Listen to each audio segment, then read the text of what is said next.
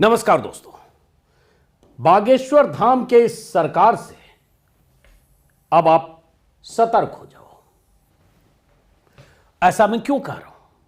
इसकी वजह है, अगले 10 मिनट तक इस वीडियो को आप गौर से देखिए और समझिए।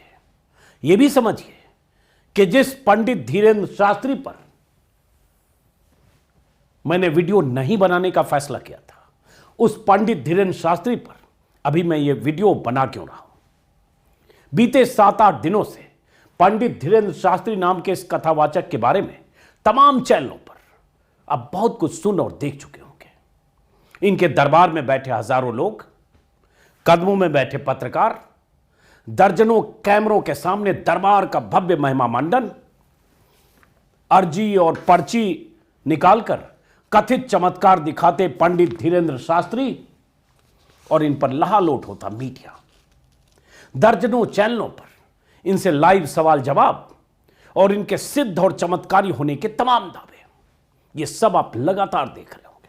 मैं भी देख रहा था, फिर भी मैंने सोचा था इन पर वीडियो नहीं बनाऊंगा, लेकिन आज क्यों बना रहा हूं। सैकड़ों घंटे के कवरेज में पंडित धीरेंद्र शास्त्री के अतीत के किस्से, इनके वर्तमान का भौकाल, सब कुछ आप देख चुके होंगे।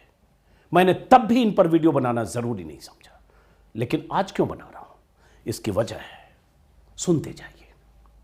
बीते 5-7 दिनों में यह भी हुआ कि इन्हें सनातन धर्म का प्रहरी घोषित करते हुए सैकड़ों पत्रकार खुद मैदान में उतर आए। धीरेंद्र शास्त्री के हाव भाव, तौर तरीकों और अभद्र सलूक को नजरअंदाज कर भक्ति भाव में ऐसे डूबे कि उनके पत्रकार होने पर भी संदेह पैदा होने लगा।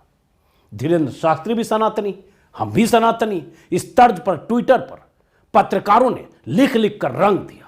हजारों ट्वीट किए गए। न्यूज चैनलों और अखबारों में काम करने वाले पत्रकार अपने पत्रकारीय धर्म को तिलांजलि देकर धीरेंद्र शास्त्री के कवच बनकर सनातनी बन गए। खुद को धर्म ध्वजाधारी घोषित कर दिया। ऐसा मैंने पहले कभी नहीं देखा था। 30 साल की पत्रकारिता में नहीं देखा था, लेकिन यह सब हुआ। पंडित धीरेंद्र शास्त्री के बचाव में दूसरे धर्मों में फैले अंधविश्वास के वीडियो निकालकर उन तमाम लोगों की घेराबंदी की गई जो पंडित धीरेंद्र शास्त्री पर सवाल उठा रहे थे, इनके तौर तरीकों पर सवाल उठा रहे थे, इनके चमत्कारी होने पर सवाल उठा रहे थे। कोई किसी ईसाई धर्म गुरु का वीडियो दिखाने लगा, कोई किसी मौलवी के पाखंड का वीडियो वायरल करने लगा। बीजेपी के दर्जनों नेता मंत्री धीरेंद्र शास्त्री के बचाव में कमर कसकर उतर आए। पत्रकार तो पहले से ही थे। यह सब माहौल इसलिए बना ताकि यह बताया जाए कि हमला सनातन धर्म पर हो रहा है, जबकि बात ऐसी न थी न है। इसके बाद भी मैंने तय किया था कि मैं इस पर वीडियो नहीं बनाऊंगा। पंडित धीरेंद्र शास्त्री को चमत्कारी और दिव्य शक्तियों वाला बाबा साबित करने के लिए गढ़े जा रहे नैरेटिव को देखकर भी मैंने नजरअंदाज किया, लेकिन आज इनके एक दावे पर जब नजर पड़ी तो मुझसे रहा नहीं गया। नेताजी सुभाष चंद्र बोस की जयंती के मौके पर उनके नारे को याद करते हुए पंडित धीरेंद्र शास्त्री ने भी एक नारा दे दिया, और उसी नारे को सुनकर मुझे लगा कि अब तो बात की जानी चाहिए। यही नारा है, वीडियो की शक्ल में भी है और उनके सोशल मीडिया पर भी है। आप हमारा साथ दो, हम आपको हिंदू राष्ट्र देंगे। पूज्य बागेश्वर धाम सरकार। यह नारा उसी पंडित धीरेंद्र शास्त्री ने बुलंद किया जिस पंडित धीरेंद्र शास्त्री को लेकर कई सवाल बीते 5-7 दिनों से उठ रहे थे। इसी से समझिए खेल को, कहां से शुरू हुआ और कहां आ गया। अब यह कथावाचक पंडित धीरेंद्र शास्त्री संविधान से चलने वाले इस देश को हिंदू राष्ट्र बनाने का ऐलान कर रहा है।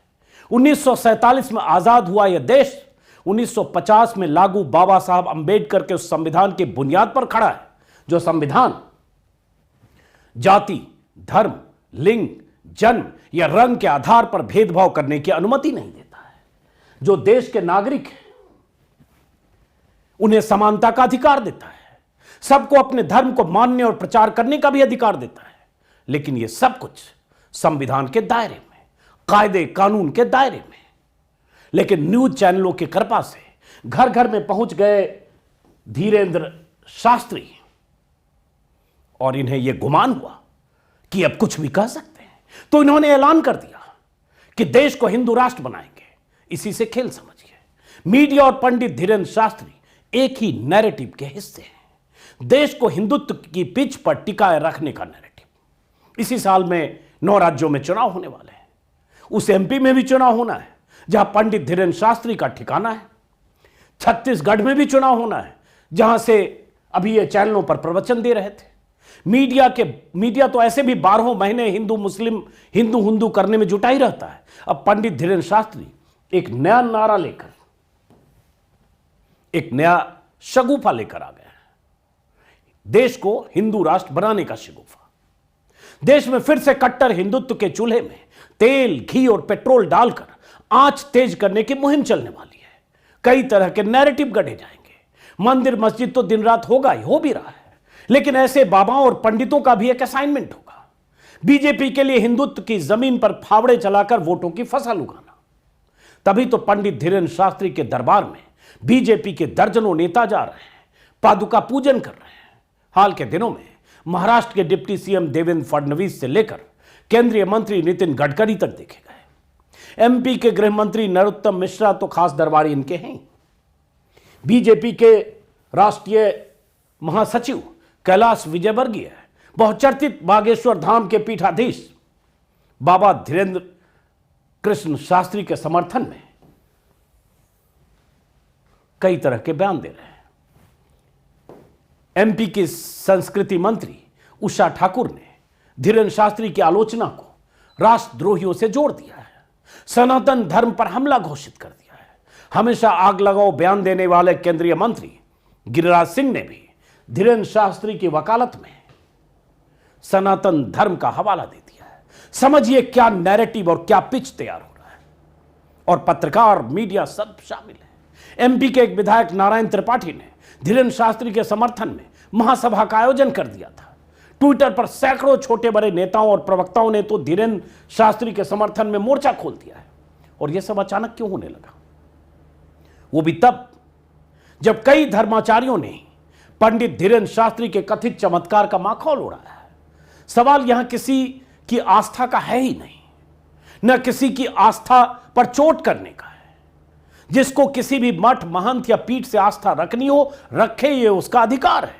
संविधान भी इसकी अनुमति देता है, यह अधिकार देता है। सवाल ऐसे बाबाओं के कथित चमत्कार पर है और उससे भी बड़ा सवाल पत्रकारिता के नतमस्तक होने पर है। और इन सब के बाद सवाल इस पर कि पंडित धीरेन्द्र शास्त्री की तरफ से देश को हिंदू राष्ट्र बनाने का ऐलान कैसे हुआ।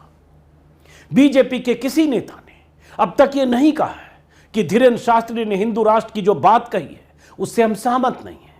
वैसे भी बीजेपी नेता तो धीरेन्द्र शास्त्री के बयान की मुखालफत नहीं करेंगे, क्योंकि सबकी आपस में मिली भगत है और यह खेल इसीलिए हो भी रहा है। लेकिन पत्रकार, इनकी महिमा बखान करने वाले किसी पत्रकार ने नहीं कहा कि इन्होंने देश को हिंदू राष्ट्र बनाने का नारा देकर संविधान की आत्मा से खिलवाड़ किया है।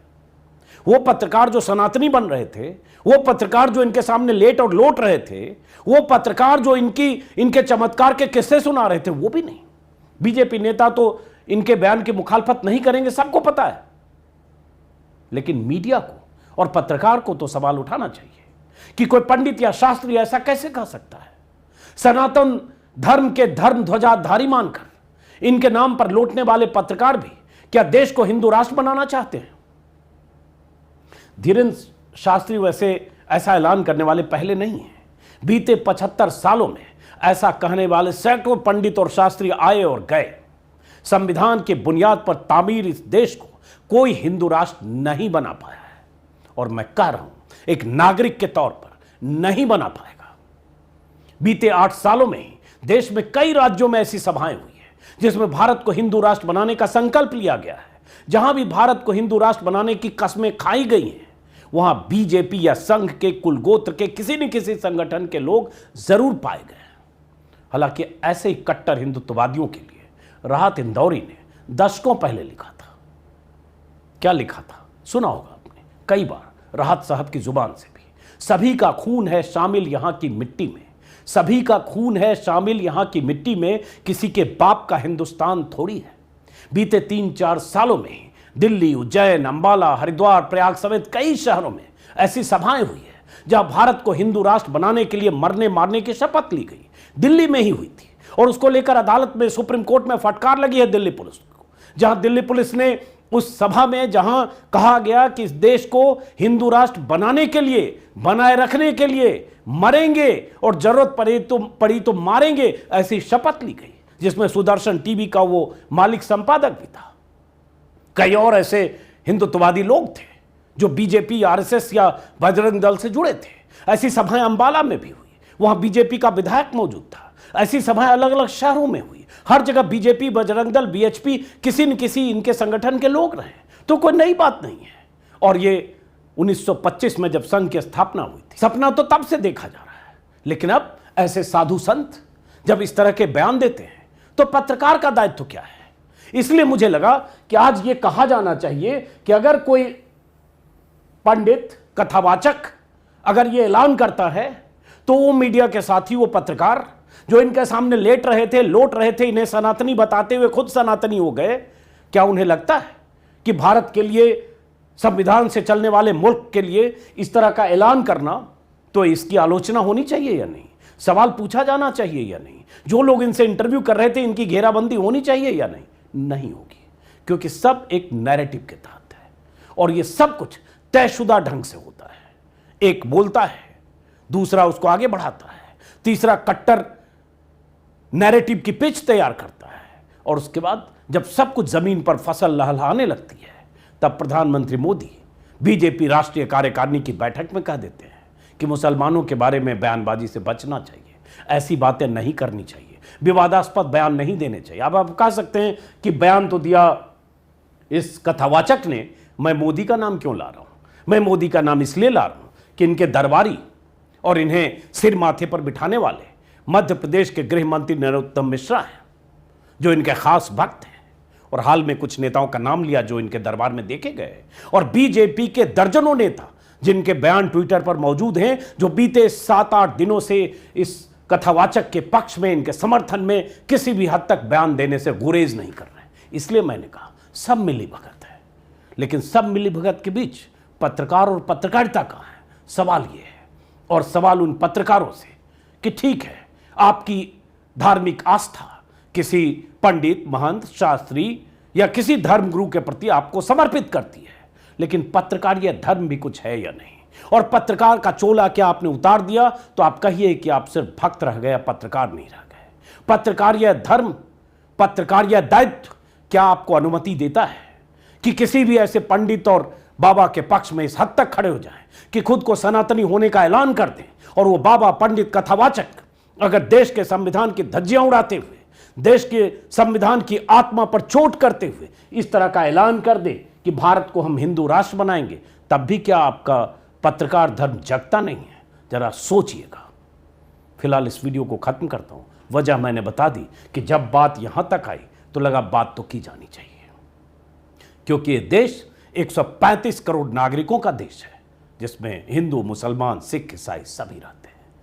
किसी की क्या मजाल कि संविधान को दरकिनार करके और ऐसे हिंदू राष्ट्र बना ले। फिलहाल उम्मीद करेंगे कि ऐसे बाबाओं के मंसूबे जैसे बीते 75 साल में नाकाम रहे, वैसे सदियों तक नाकाम रहेंगे, जब तक हमारा देश रहेगा, जब तक ये संविधान रहेगा। नमस्कार।